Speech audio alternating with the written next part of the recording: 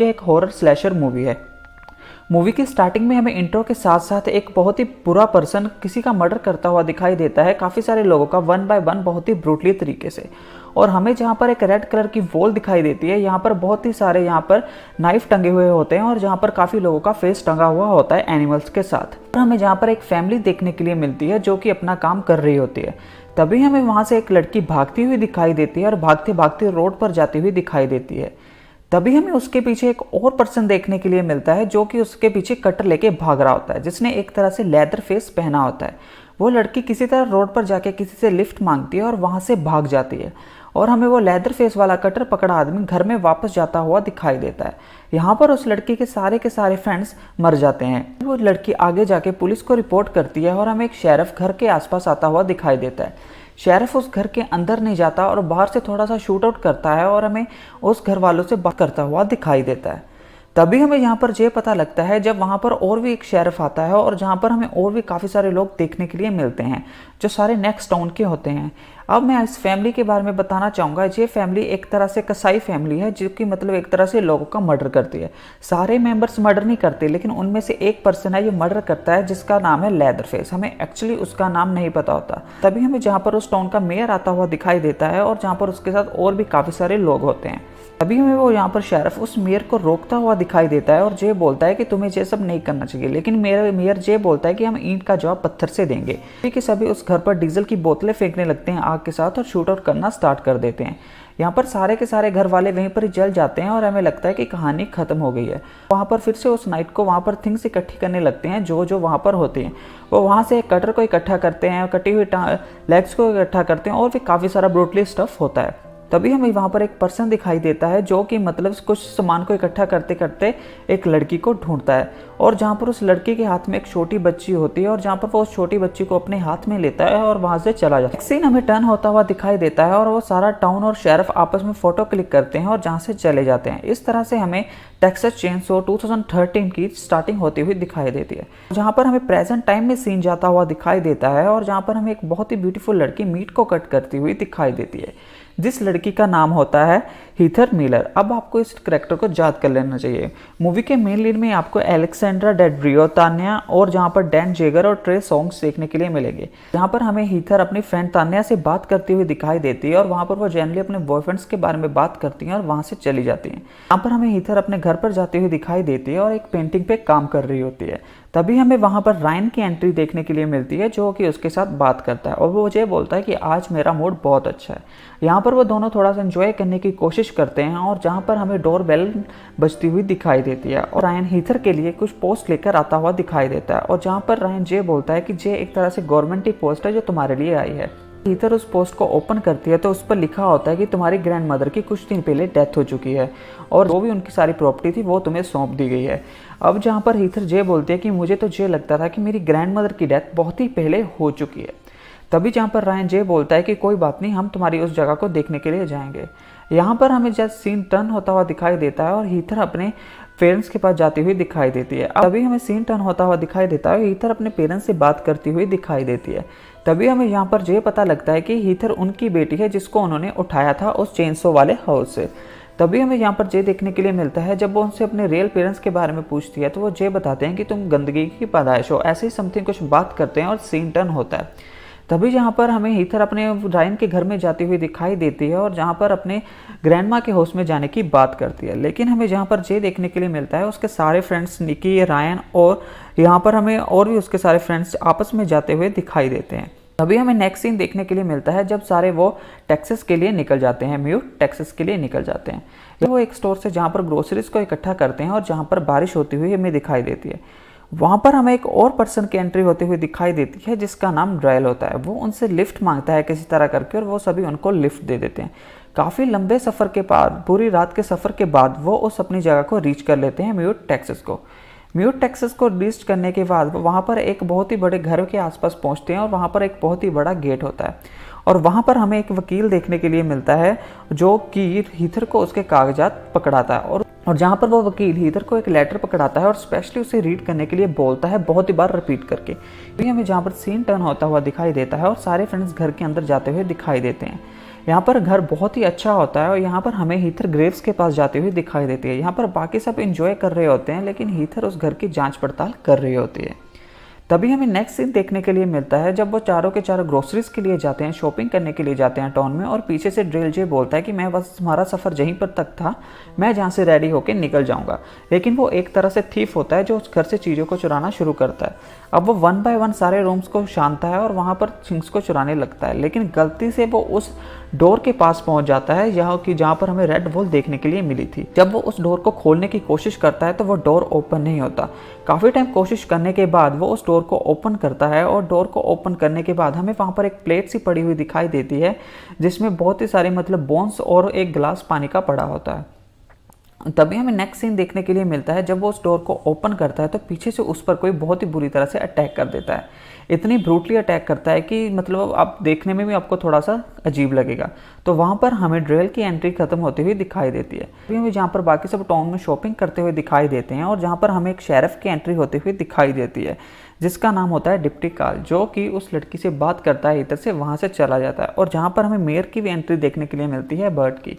अब जहाँ पर मेयर बर्ट जे बोलता है कि तुम जहाँ पर नहीं आई हो, तुम कहाँ पर रहती हो। अब जहाँ पर हीथर जे बोलती है कि मेरी ग्रैंड माँ की डेथ हो गई है और मैं इस घर को देखने के लिए आई हूँ। जब उसे उस घर के बारे में पता लगता है तो जहाँ पर मेयर बर्ट जे बोलता है कि मुझे इससे कोई फ़र्क नहीं पड़ता, तुम उस घर में रहना चाहो तो रह सकती हो, लेकिन मैं तुमको बहुत ही अच्छी कीमत दूंगा उस घर की अगर तुम उस घर को बेचना चाहो। यहाँ पर हमें सीन टर्न होता हुआ दिखाई देता है जब वो घर के अंदर जाते हैं तो उनको ये पता लगता है कि ड्रेल एक तरह से थीफ था और सारे घर की इंपॉर्टेंट थिंग्स को चुरा के निकल चुका है। तभी हमें यहाँ पर सीन टर्न होता हुआ दिखाई देता है जब वो सारे फ्रेंड्स आपस में एंजॉय कर रहे होते हैं और जहाँ पर हमें 1 बाय 1 वो स्प्लिट होते हुए दिखाई देते हैं। यहाँ पर हीथर घर को खोजने की कोशिश करती है, छानबीन करने की कोशिश करती है, उससे उसे वहाँ पर एक लड़की की फ़ोटो दिखाई देती है। जब वो उस फोटो को देखती है तो वहाँ पर उसे एक नेकलेस दिखाई देता है जो कि उसके एक तरह से चेस्ट पर निशान भी बना हुआ होता है। और जहाँ पर हमें निकी के बॉयफ्रेंड की एंट्री देखने के लिए मिलती है जो कि एक तरह से कुक होता है। वो कुक फाइंड आउट करते करते एक ऐसी प्लेस पर जाता है, उसी रेड गेट वाली पे, और जहाँ पर उस पर ब्रूटली अटैक होता है। वो वहाँ से भागने की कोशिश करता है लेकिन लेदर फेस वाला उसे भी बहुत बुरी तरीके से मार देता है। और जहाँ पर सीन टर्न होता है और सीन टर्न होके हमें निकी पर देखने के लिए मिलता है। निकी जहाँ पर रायन को अपने पास बुलाती है और जहाँ पर वो थोड़ा सा एंजॉयमेंट करते हैं और सीन टर्न हो जाता है। यहाँ पर हीथर चलते चलते किचन में जाती है और किचन में हमें एक लेदर फेस पहना हुआ पर्सन दिखता है जो कि फिंगर्स को कट कर रहा होता है और उनका ब्लड एक स्ट्रो बाउल में जाकर गिर रहा होता है। अब जहाँ पर हीथर जे देख के घबरा जाती है और लेदर फेस वाला पर्सन उस पर अटैक करता है। जब वो उस पर अटैक करता है तो जहाँ पर हीथर अनकॉन्शियस होकर वहाँ पर गिर जाती है।